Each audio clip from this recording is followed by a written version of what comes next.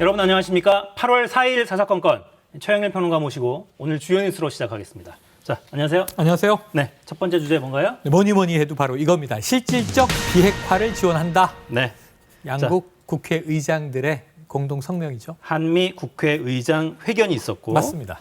자, 어떤 내용이 좀 오갔습니까? 네네. 끝나고 나서 이제 공동 기자회견도 열었고 성명이 나왔어요. 그런데 여러 가지 한미 관계에 대한 이야기를 이번에는 이제 정부 차원이 아니라 국회 차원에서 미국은 이제 상하원 의회입니다만 하원 의장이 들어온 것이니까 국회의장급이 만나서 회동을 한 거고요. 네. 거기서 이제 무엇보다도 좀 강력한 억지력을 기반으로 해서 북핵에 대해서 실질적인 대응을 하겠다. 그런데 사실 이건 입법부가 하는 건 아니기 때문에 양국 정부의 이러한 노력을 지원한다.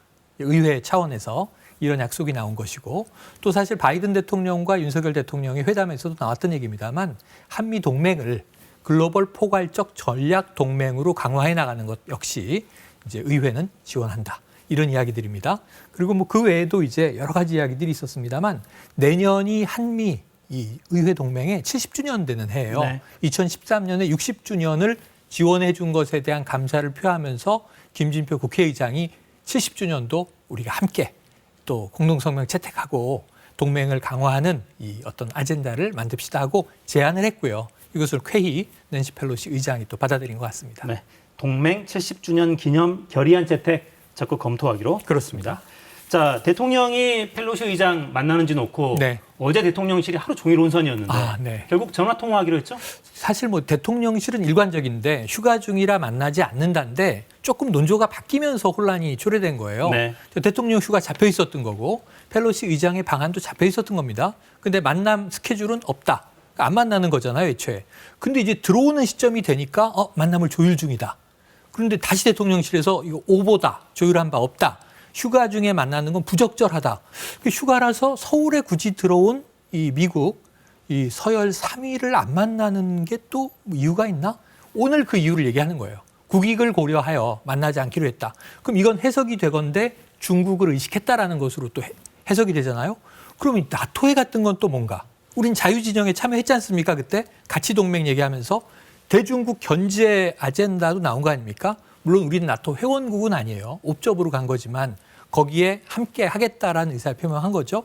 그러니까 이런 혼란입니다. 그러다가 결국은 다시 나온 속보는 전화통화한다.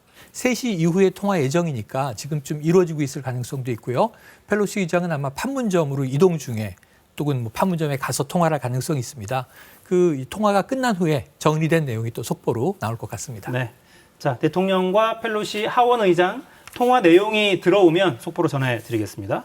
자, 펠로시 하원 의장이 떠난 뒤에 네. 타이완이 좀 복잡해지네요. 중국이 네. 대대적인 군사훈련 시작했어요. 사실은 이제 펠로시 의장이 대만으로 들어갈 때나 대만에 머물고 있을 때 실사격 훈련을 했으면 이건 뭐 사실 미중 간에는 전면전은 아니지만 무력 시위가 벌어지는 상황이 될 뻔했죠. 우발적 충돌이 벌어질 수 있죠. 네, 그렇습니다. 왜냐하면 또 미군도 지금 이 핵 항모까지도 동원된 상황이었거든요. 네. 로널드 레이건호. 자, 그런데 일단 다행인 것은 이 중국 쪽에서도 약간 시기 조절한 것 같습니다.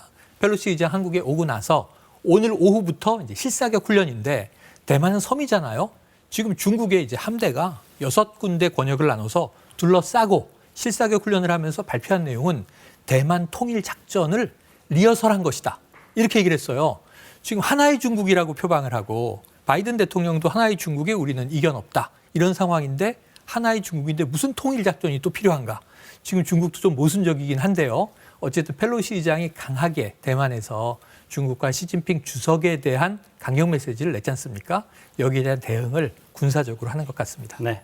자, 항공사들이 난리가 났었죠. 오늘. 네. 중국 본토와 대만 이 해협의 중간선을 넘어서는 포격 훈련까지 진행이 됐다. 이런 속보까지 들어와 있습니다.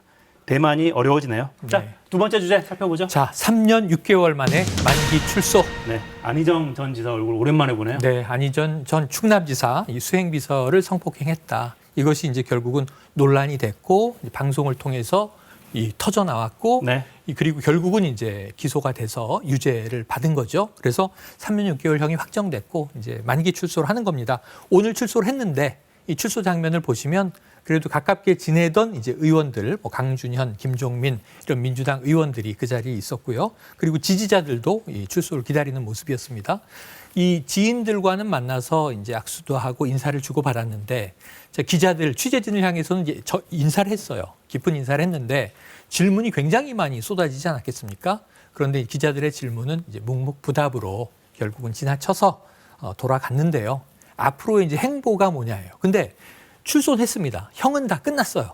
하지만 자격정지 10년이 있습니다. 네. 그럼 2014년 총선, 2024년 총선, 26년 지선, 27년 대선 모두 다 출마할 수가 없는 상황입니다.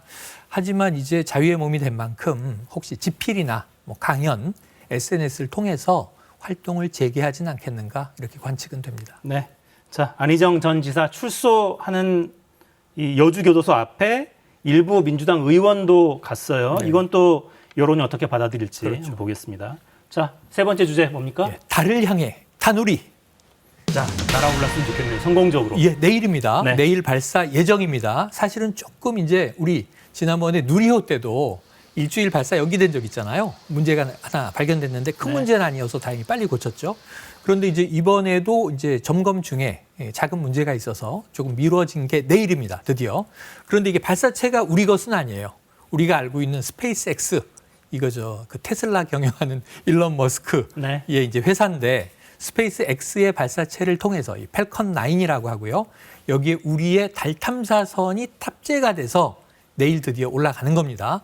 그런데 지금 전반적으로 기상 상황 정도 외에는 지금 이제 이 수직으로 기립이 돼서 대기 상태에 들어갔고요. 기상 체크만 해서 이상이 없으면 내일 예정대로 발사가 된다.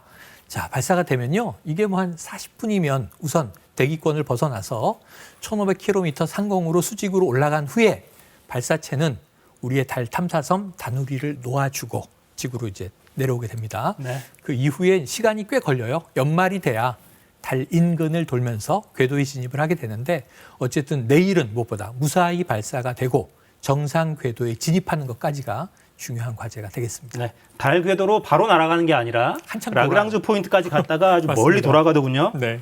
먼 항에 잘 마치고 달 궤도까지 안착했으면 좋겠습니다. 12월 31일 예정이니까 올해 연말 마지막 날에 재해종 타종 전에 이 무사히 달 인근 궤도에 진입해서 조만간 새해에는 우리가 달 착륙을 볼 수 있다. 뭐 이런 얘기들이 좀 들려오면 좋겠고요.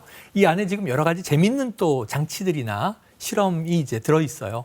BTS의 음악 다이너마이트를 현지 달에 가게 되면 재전송을 우리에게 해서 이 다누리가 BTS의 노래를 들려주게 됩니다. 이런 것들을 좀 이제 예정대로 우리가 누리게 되기를 다누리를 통해서 기대해 보겠습니다. 네. 자, 성공을 기원하면서 마무리하죠. 최영일 평론가였습니다. 고맙습니다. 고맙습니다.